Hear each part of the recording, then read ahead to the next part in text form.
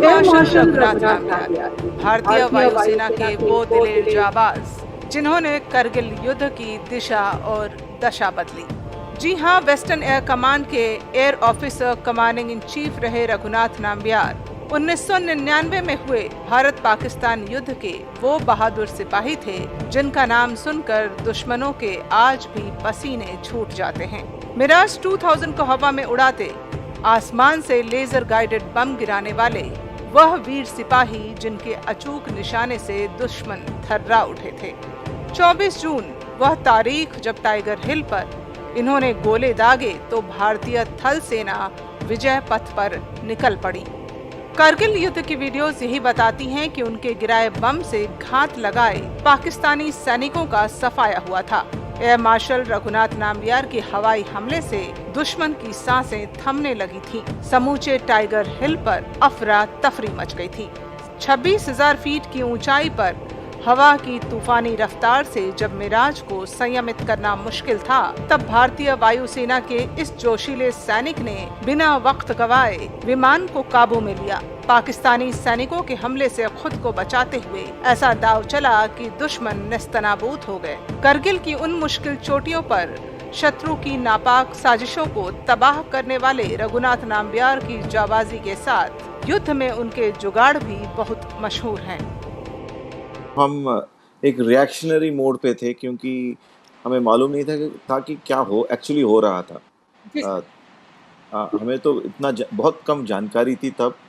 मैं कह रहा हूँ I am talking of those days in may 25th 26th के टाइम पे आर्मी ने एयरफोर्स को बोला था कि तकरीबन 15 मार्च को बताया था कि कुछ घुसपैठियाँ अंदर घुसे हुए हैं और कुछ पहाड़ों के ऊपर चढ़े हुए हैं और उसके कारण उनका जो आर्टरी फायर जो उन लोग डायरेक्ट कर रहे थे पाकिस्तानी के साइड से काफ़ी एक्यूरेट हो रहा था और एक रेडियो स्टेशन जो कारगिल में था उसको उड़ा दिया गया था। इसके कुछ दिन बाद कुछ हमारे जो एम्यूनिशन डिपो थे वो भी आग लग गया था। ऐसा ऐसा कुछ माहौल सा काफ़ी सीरियस था, जैसे कि आज अभी लद्दाख में हो रहा है इसी तरह का माहौल था। ज़्यादा जानकारी नहीं था कि किस चोटी के ऊपर कौन और कितने लोग थे, आर्मी को नहीं मालूम था और आर्मी ने एयरफोर्स को रिक्वेस्ट किया था कि हमें इन सबको मार गिराने में एयरफोर्स की हेलीकॉप्टर्स की ज़रूरत है। तो इस तरह का माहौल था जब हमें बताया गया कि हमें आगे जाना पड़ेगा। एयरफोर्स का कहना था कि ये जो सिनेरियो था ये एस्केलेटरी हो सकता है। अगर एयर पावर भी ऐसे माहौल में यूज़ किया जाए तो इन्वेरिएबली एयर पावर जो है उसके जो सीमा को नहीं देता, कुछ ज़्यादा बढ़ जाता है, एस्केलेशन हो सकता है और ऐसा भी हो सकता है कि पूरी फुल फोर्स का जंग छिड़ने का चांसेस थे। इसके कारण एयरफोर्स 2 दिन में पूरा डिप्लॉय किया as if we were going to war with Pakistan in totality, not a limited conflict like what Kargil was, but rather a full-fledged conflict where we would take them on right from the run of Kutch right till Siachen. That is the sort of deployment which the Air Force did. I'm sure the Navy did the same and probably the Army also were exactly focused towards that. जबकि conflict हुआ था typically 100 kilometres के सरहद पे, एक तरफ तुर्तुक और दूसरी तरफ जोजिला पास। इस इलाके में जहाँ सबसे बड़े हमारे तरफ से सबसे बड़े कस्बे जो कह सकते हैं कारगिल था, द्रास था और 2-3 बटालिक, मुश्को नाला ऐसे जगह थे। काफ़ी डेंजरस से इलाके थे, very poor communication lines, roads थे ही नहीं। लोगों को 3 या 4 दिन चलना पड़ता अपना पहला रोड हेड पहुंचने के लिए। तो काफ़ी मुश्किलों में ये ऑपरेशन हुआ है। तो प्लानिंग तो क्या बताऊं, प्लानिंग तो हो नहीं पाया। शुरू हो गया था जंग विदाउट मच प्रिपरेशन। आर्मी के जो डिप्लॉयमेंट थे वे कुछ स्पार्स थे। कुछ लोग जो थे सियाचिन से नीचे आके वापस जा रहे थे अपने प्लेन्स में फॉर पीस टाइम डिप्लॉयमेंट, उनको रोका गया था। उनको क्विकली विंटर क्लोथिंग दिया गया था और उनको फिर से वापस बॉर्डर पे तैनात किए गए थे। तो एयरफोर्स का जो प्लानिंग था वो फुल फ्लेज वॉर का प्लानिंग था, और वो हमारा सेट प्लेस प्लानिंग होता है जो हम मंथली बेसिस पे रिवाइज करते रहते हैं कि करेंगे क्या अभी अगर अब छूट जाए तो उसी उसी तरह का जो मंथली या सेमी एनुअली प्लानिंग जो होता है उसी को हमने यूज़ किया।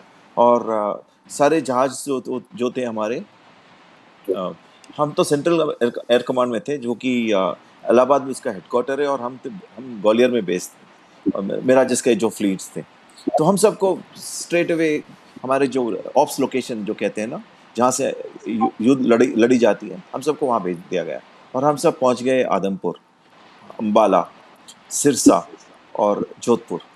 उन दिनों में मिराज के यही 4 ऑप्स लोकेशन थे, और हम सब वहाँ तैनात हो गए, और जो भी आना था हम उसके लिए तैयार थे। तो तकरीबन प्लानिंग तो फुल स्केल जंग की थी, और कारगिल के लिए स्पेसिफिक कुछ प्लान नहीं था। एयरफोर्स का कहना था कि हेलीकॉप्टर को वहाँ यूज़ करना ठीक नहीं है, क्योंकि माउंटेन्स में जो होता है ना, विजिबिलिटी बहुत अच्छा रहता है, और एनिमी को बहुत दूर से दिख जाता है कि कोई जहाज आ रहा है उनके पास। तो एक चीज़ बहुत इम्पोर्टेंट था कि हमें उनके जो कवरेज था, उनके वेपन्स के कवरेज के, उसके बाहर रहना बहुत ही ज़रूरी था। तो इसके कारण टेरेन को अगर देखा जाए, जो चोटियाँ थे वो सब 5000 ऑड मीटर्स के थे, 5100, लाइक टाइगर हिल जो था वो 5062 मीटर्स के थे, रफली अबाउट 16500 फीट अगर आप फीट में देखें। तो ये ऐसे इसी टेरेन में जब सोल्जर ऊपर, एनिमी सोल्जर जब ऊपर चढ़ा रहता है अपने स्टिंगर मिसाइल या जो भी मैन पोर्टेबल मिसाइल जो उनके साथ रहता है, तो उसका एनवेलप थोड़ा ऊपर चला जाता है, क्योंकि वो एज इट इज़ हाइट पे है, उसके ऊपर वेपन का एनवेलप है अनदर 10,000 फीट, तो रफली अबाउट 8 किलोमीटर्स तक मिसाइल पहुंच सकता है। तो हमें इम्पोर्टेंट था कि हमको 8 kilometres above sea level operate करने की ज़रूरत थी। हेलीकॉप्टर वो कर नहीं पाता था, क्योंकि हेलीकॉप्टर का मैक्सिमम सीलिंग अबाउट 6 किलोमीटर्स होता था, और वो उसका जो हेलीकॉप्टर का जो प्रेजेंस था वहाँ, वो उसके लिए कोई डेंजरस था। तो ऐसा देखा जाए तो from that point of view we did not feel that in any which way we had underestimated it. We were very clear from the Air Force point of view that putting the helicopter there was not a good idea, even though the army was very clear that this is the best solution for their problem. But हमारा हमारे जो क्या बोलते हैं air power के knowledge थी, और हमारे जो ज्ञान था, और हमारा जो एक्सपीरियंसेस थे, इसी कारण हमने उनको एडवाइस किया था, हमारे चीफ ने और बाकी लोगों ने, कि ऐसा ही करो, मगर वो माने ना, और ऐसा हुआ कि हमने हेलीकॉप्टर को वहाँ पहुँचा दिया, मगर वो it was without our true, we were not very satisfied with such a thing. And sure enough, in the first few days of the war, we lost a helicopter with 4 people on board. And after that, we said, okay, we have listened to you. Now we will do it the way which we are trained to do, which our knowledge and our experience and our skill tells us to operate in a certain fashion. ये देखिए, ऐसा उस जगह का कुछ SOP नहीं था, ये अभी ऑन द फ्लाई हमें मैनेज करना था कि इस टेरेन में क्या क्या करें, इस अगर ऐसे सॉर्ट ऑफ क्या बोलते हैं सिचुएशन या सिनेरियो में है, हमें क्या करना चाहिए।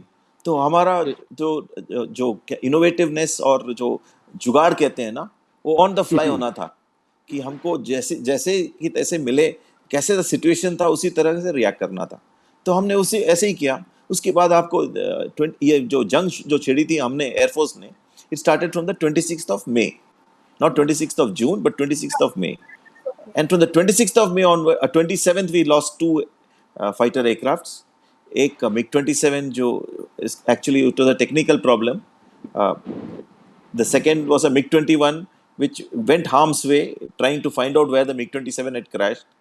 It got shot at and the pilot ejected. Squadron leader Ajay Ahuja जो थे, और वो कैप्चर हो गए थे, और probably he was shot by the Pakistanis in an attempt to sort of keep him down. And on the 28th, we lost these helicopters. But after that, for the next 50 days, as long as air power was there, we never lost any more aircrafts, because now we knew exactly what we should be doing to make sure that we are safe, and at the same time hit them, which is more important than actually staying safe.